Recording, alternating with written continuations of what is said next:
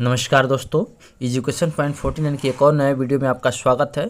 यह दोस्तों matric board परीक्षा 2023 के लिए काफ़ी इंपॉर्टेंट क्वेश्चन जो कि भौतिकी चैप्टर 6 है, जिस चैप्टर का नाम है ऊर्जा के स्रोत। काफ़ी इंपॉर्टेंट है जो कि आपके एग्जाम में रिपीटेशन क्वेश्चन है, आने वाला क्वेश्चन है। जी हाँ दोस्तों, तो अभी तक मेरे चैनल पर नए हैं तो वीडियो को सब्सक्राइब कीजिए, लाइक कीजिए, अपने दोस्तों के साथ ग्रुप शेयर करें। जी हाँ दोस्तों, तो चलते हैं। आज के पहला क्वेश्चन हम लोग शुरू करेंगे। पहला क्वेश्चन है, निम्न में से कौन बायोगैस ईंधन का स्रोत नहीं है। जी हाँ दोस्तों, आपका आंसर क्या हो जाता है अपना जवाब कमेंट बॉक्स में लिखते रहेंगे, यानी कि आपका आंसर क्या हो जाएगा, ऑप्शन सी हो जाएगा, यानी नाभिकीय हो जाएगा। क्वेश्चन नंबर 2 है, ग्लोबल वार्मिंग के लिए उत्तरदायी गैस कौन है। यानी ग्लोबल वार्मिंग के लिए दोस्तों उत्तरदायी गैस कौन सा होता है, यानी कि CO2 होता है। इसको हम लोग CO2 यानी कार्बन डाइऑक्साइड भी बोला जाता है। आगे बढ़ते हैं क्वेश्चन नंबर 3 पे, सूर्य तथा अन्य तारों की विशाल ऊर्जा के स्रोत है। सूर्य तथा अन्य तारों की विशाल ऊर्जा के स्रोत है, यानी कि आपका आंसर क्या हो जाएगा, ऑप्शन आपका यानी कि नाभिकीय संलयन हो जाएगा, ऑप्शन ए हो जाता है। क्वेश्चन नंबर 4 जानेंगे, नाभिकीय विखंडन को नियंत्रित करने में प्रयुक्त होता है। यानी नाभिकीय विखंडन को नियंत्रित करने में कौन सा प्रयुक्त होता है दोस्तों, यानी कि आपका आंसर क्या हो जाता है, 4 का ऑप्शन आपका सी हो जाएगा, यानी कैडमियम का क्षार हो जाता है। क्वेश्चन नंबर 5 जानेंगे, निम्न किसी नाभिकीय विखंडन में मुक्त ऊर्जा होता है। किसी नाभिकीय विखंडन में मुक्त ऊर्जा होता है, यानी कि आपका आंसर क्या हो जाता है, यानी कि ऑप्शन सी हो जाएगा, 200 MeV होता है। क्वेश्चन नंबर 6 हो जाएगा, ऊर्जा का सबसे अधिक प्रत्यक्ष एवं विशाल स्रोत क्या है। ऊर्जा का सबसे अधिक प्रत्यक्ष एवं विशाल स्रोत क्या है, यानी 6 का आपका आंसर क्या हो जाएगा, यानी कि सी हो जाता है, यानी कि सूर्य हो जाएगा। क्या हो जाएगा, सूर्य हो जाएगा। आगे बढ़ते हैं क्वेश्चन नंबर 7 पे, पवनों का देश किसे कहा जाता है। यानी पवनों का देश दोस्तों किसको कहा जाता है, ऑप्शन आपका क्या हो जाता है, आंसर आपका सी हो जाएगा, यानी डेनमार्क को पवनों का देश कहा जाता है। आगे बढ़ते हैं क्वेश्चन नंबर 8 पे, तो क्वेश्चन नंबर 8 हो जाएगा, पवन विद्युत जनित्र में पवन की चाल कम से कम कितनी होनी चाहिए। पवन विद्युत जनित्र में पवन की चाल कम से कम कितनी होनी चाहिए, यानी कि आपका 8 का आंसर क्या हो जाता है दोस्तों, यानी 15 किलोमीटर प्रति घंटा होना चाहिए, ऑप्शन ए हो जाएगा।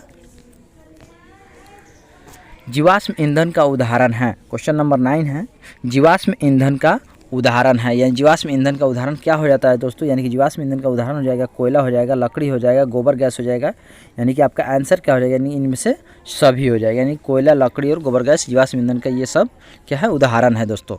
आगे बढ़ते हैं क्वेश्चन नंबर 10 पे, प्राचीन काल में ऊष्मीय ऊर्जा का सबसे अधिक समान स्रोत है। प्राचीन काल में ऊष्मीय ऊर्जा का सबसे अधिक समान स्रोत क्या हो जाएगा, यानी कि आपका आंसर क्या हो जाता है दोस्तों, अपना जवाब कमेंट बॉक्स में लिखते रहेंगे, यानी आपका आंसर हो जाएगा बी, यानी कि लकड़ी हो जाएगा। जी हाँ दोस्तों, तो अभी तक अपने चैनल यूट्यूब एजुकेशन पॉइंट 14 को सब्सक्राइब नहीं किया है तो चैनल को सब्सक्राइब कीजिए, जो कि आने वाले वीडियो आपको नोटिफिकेशन में मिलता रहेगा। जी हाँ दोस्तों, तो काफ़ी इंपॉर्टेंट क्वेश्चन है आपके चैप्टर के लिए, आपके परीक्षा के लिए।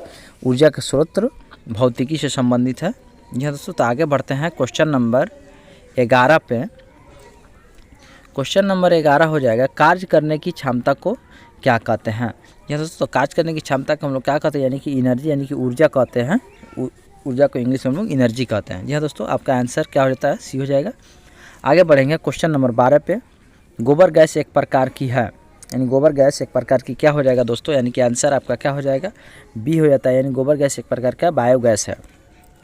आगे बढ़ेंगे क्वेश्चन नंबर 13 पे, नवीकरणीय ऊर्जा का स्रोत है।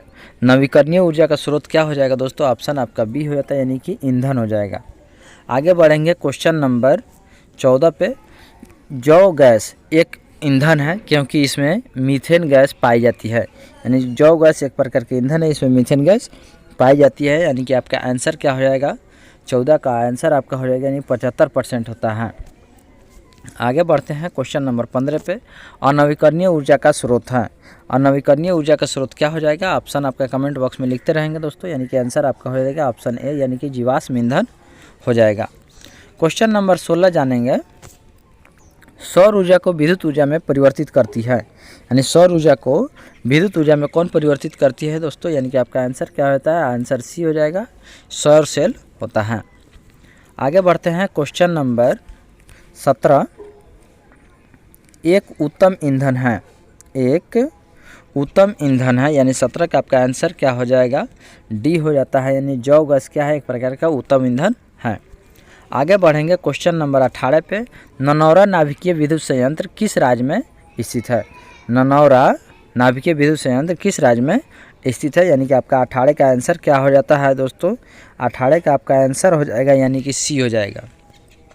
क्या हो जाएगा? सी हो जाएगा, यानी कि उत्तर प्रदेश हो जाता है। आगे बढ़ते हैं क्वेश्चन नंबर 19 पे। जीवाश्मी ईंधन है, जीवाश्मी ईंधन है ऊर्जा के हैं, यानी जीवाश्मी ईंधन जो होता है यानी कि ऊर्जा क्या होता है दोस्तों? ये ऑप्शन बी हो जाएगा, यानी ऊर्जा की ये एक प्रकार का अनवीकरणीय स्रोत होता है। क्वेश्चन नंबर 20 है। क्वेश्चन नंबर 20 जानने से पहले दोस्तों अभी तक मेरे चैनल पर नए हैं तो वीडियो को लाइक सब्सक्राइब कीजिए, अपने दोस्तों के साथ ग्रुप शेयर कीजिए। और काफ़ी महत्वपूर्ण क्वेश्चन है आपके परीक्षा के लिए, जो कि रिपीटेशन क्वेश्चन है, बार बार पूछे जाते हैं। तो चलिए वीडियो में बने रहिए, लाइक सब्सक्राइब करते रहिए। आगे बढ़ते हैं क्वेश्चन नंबर 20 पे। सरदार सरोवर बांध किस नदी पर बना है? सरदार सरोवर बांध किस नदी पर बना है दोस्तों? यानी कि आपका आंसर क्या हो जाता है? ऑप्शन सी हो जाएगा, यानी कि नर्मदा नदी पर सरदार सरोवर बांध स्थित है।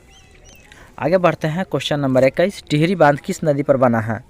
टिहरी बांध किस नदी पर बना है? यानी आंसर आपका क्या हो जाएगा? ऑप्शन ए हो जाएगा, यानी गंगा नदी पर टिहरी बांध बना है। क्वेश्चन नंबर 22 पे चलेंगे।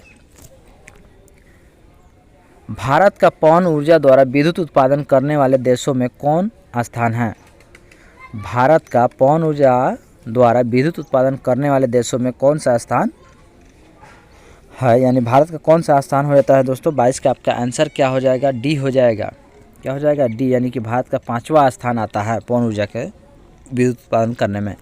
आगे बढ़ते हैं क्वेश्चन नंबर 23 हो जाएगा। सौर सेल बनाने के लिए किसका उपयोग किया जाता है? सौर सेल बनाने के लिए किसका उपयोग किया जाता है? आंसर आपका क्या हो जाएगा?